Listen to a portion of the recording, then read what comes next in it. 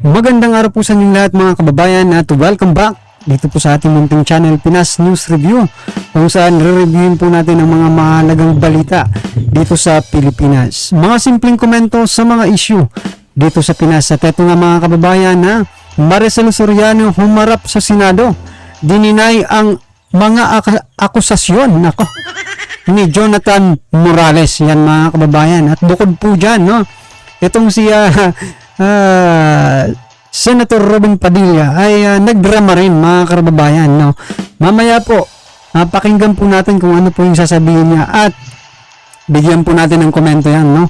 Pero bago po ang lahat, kung bago ka pa lang at di pa po nakapag-subscribe sa ating munting channel, please don't forget to subscribe at i-click na rin po ang bell notification para updated po kayo sa lahat ng ina-uploads nating reaction video. Mula po ito kay Pinas News Insider. Nasa description po ang full video link ng video ito. Subscribe na po kayo kay Pinas News Insider. Yan mga kababayan. At ito na nga, sama-sama at sabay-sabay po natin pakinggan, panoorin at bigyan ng komento ang video ito. Ito na po. Do you swear to tell the truth, the whole truth, and nothing but the truth in this investigation, ma'am? Thank you very much, ma'am. Please take your seat. Miss Maricel Soriano. Ma'am, okay lang sa'yo? Magtatanong ako sa'yo? Ha? Relax ka na? Ano ba naman yan, Senator Bato? Siyempre, nandiyan yan para tanungin, di ba? Huwag nyo namang special treatment kasi medyo halata na special treatment mga kababayan. Panoorin nyo po. Okay? Sige.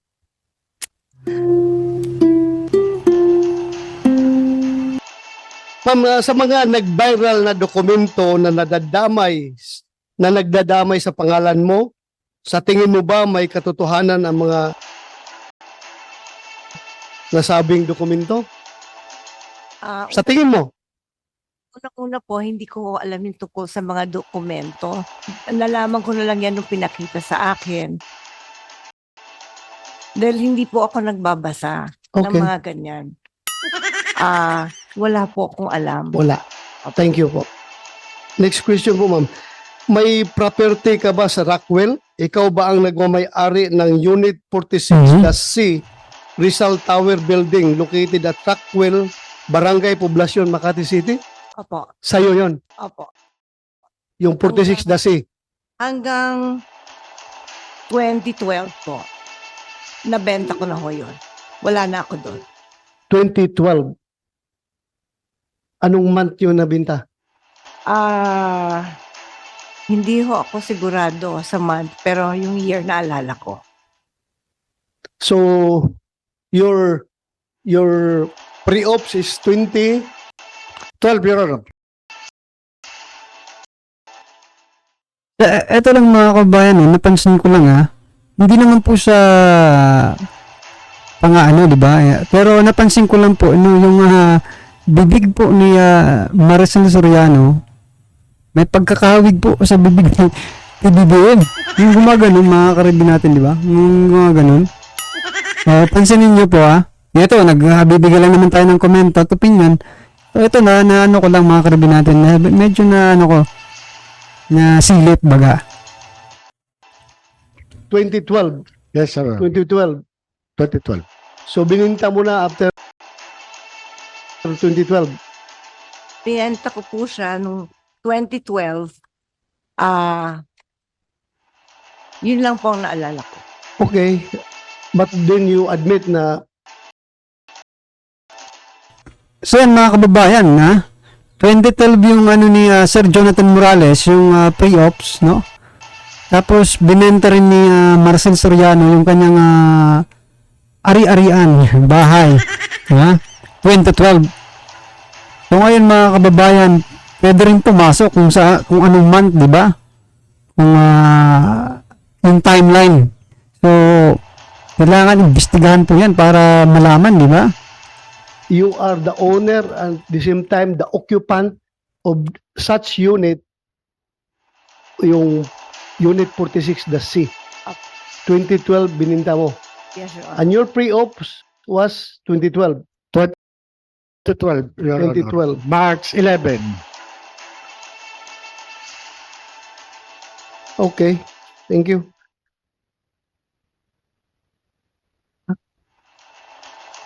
Ma'am, pwede bang makahingi ka ng kopya ng deed of sale nung unit na bininta mo? Opo. Ha? Wala. Kung meron kayong Hanapin ko po. hanapin.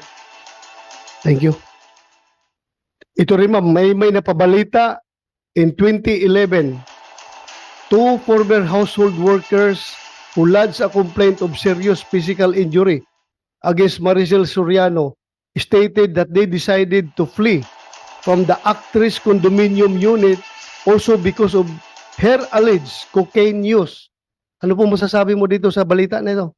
Hindi po totoo yan. Hindi totoo. Hindi po. Thank you.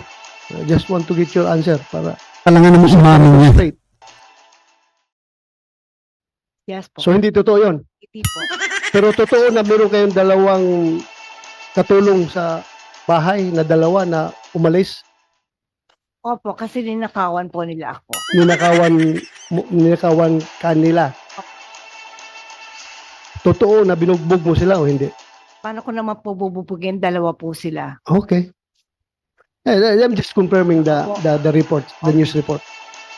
Thank you po ma'am. Maraming salamat for your Salamat cooperation. So far that would be all as far as this committee is concerned. Yung confirmation mo lang as to the ownership and occupancy of that unit in the year 2012 when that pre-ops was initiated by Agent Morales. Ma'am, maraming salamat sa pag-attend mo dito. Thank you very much. Kahit na hindi mukhang wala ka sa magandang kondisyon, you tried to be here. Maraming salamat. Maraming salamat po, Mr. Chair. Ma'am, pwede ka nang magpahinga. Chair, meron lang siyang gustong basahin. You want to, yeah, go ahead. Apo, pwede daw niyang Yes. basahin lang yung Pero gustong basahin niya. Opo. basahin. Ayun mga kababayan, inalalayan na po ni ni Senator Robin Hood Padilla. No, kasi alam naman po natin na may pinagsamahan din si Senator Robin Padilla at si Maricel Soriano, di ba? Kasi may mga pelikula na magkasama sila. Like for example yung yung Tulak ng Bibig, no? Ano yun? Tulak ng Bibig, Kabig ng Dibdib, yon. Diba? Silang dalawa yon mga kababayan. So, meron po silang pinagsamahan, no? Kaya, well, anyway, let's understand. Diba? Kasi, ganun talaga. Pag showbiz, makakribi natin. Please, pakibasa. Ito. Magandang ito umaga yung po script. sa mga kagalang-galang ng mga senador at sa lahat po ng nandito ngayong araw.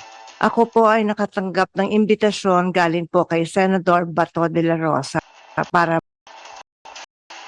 magbigay ng komento tungkol sa issue na pinag-uusapan dito sa hearing. Unang-unang humingi po ako ng paumanhin dahil hindi po ako sanay Tingnan niyo po sa yung mga bibig. ganito. Alam niyo po, first time ko lang po talaga na makatanggap ng imbitasyon na humarap sa Senado.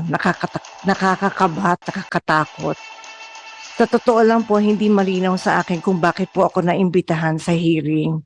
Nagtataka lang po ako dahil lahat po ng tumestigo dito ay nagsabing na-verify ang impormasyon, hindi na-verify ang impormasyon ni Mr. Morales at walang investigasyon na naganap. Pasensya na po kung nalilito po talaga ako dito. Gayunpaman, mataas po ang respeto ko sa Senado at sa mga kagalang-galang ng mga senador na nandito ngayon. Lalo na po si Chairman Senator De La Rosa. Sa abot po ng aking makakaya, tutulong ako na sagutin ang inyong mga katanungan. Pero sir, nakikiusap lang po ako sa inyo po. Kung ang usapin ay tungkol po sa mga bagay na may legal na implikasyon po, sana po ay pagbigyan niyo po ang aking abogado na sumagot para sa akin. Hindi man po ako abogado, sir. At sa usapang legal, mas nararapat po yata na ang abogado ko na lang po ang sumagot at magpaliwanag.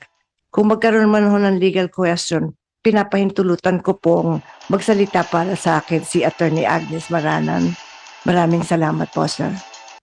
Thank you, ma'am. Hindi na Ayun mga kababayan, pati dito sa Senado may script po, no? Well, anyway, na ano na po natin yung point dito ni Senator Bato. kinonfirm niya po kung kay Maricel Soriano nga yung bahay na yon, at kinonfirm din naman po ni Maricel Soriano na sa kanya nga yung bahay na yon. Ngayon, di ba may mga kumakalat na dinideny daw, no, ni Maricel Soriano, no? At ibang Maricel Soriano ang involved at hindi si Maricel Soriano ang artista, no? May kumakalat pa nga na yung anak daw, na si yung anak basta Soriano rin, di ba? Si Meryl Soriano. Oh. Ito na po, kinumpirma na po ni Maricel Soriano na sa kanya nga yung bahay until 2012, no?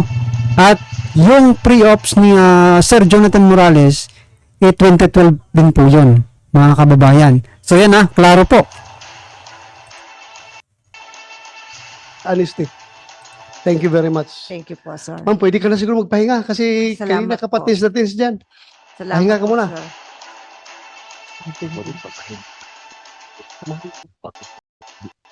So ito si Senator Robin Padilla naman po, pakinggan natin. May sasabihin po siya.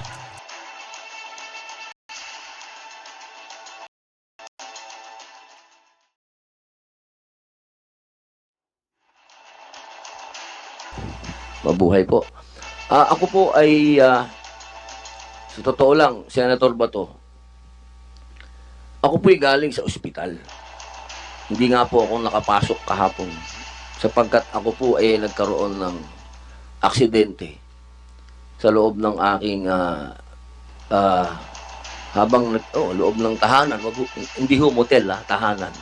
Kasama ko po ang asawa ko. Hindi ko alam, bigla akong bumagsak at ako po ay nadala sa ospital ng walang malay. Ang sabi po ng mga doktor, dapat ako ay nakahimlay ngayon.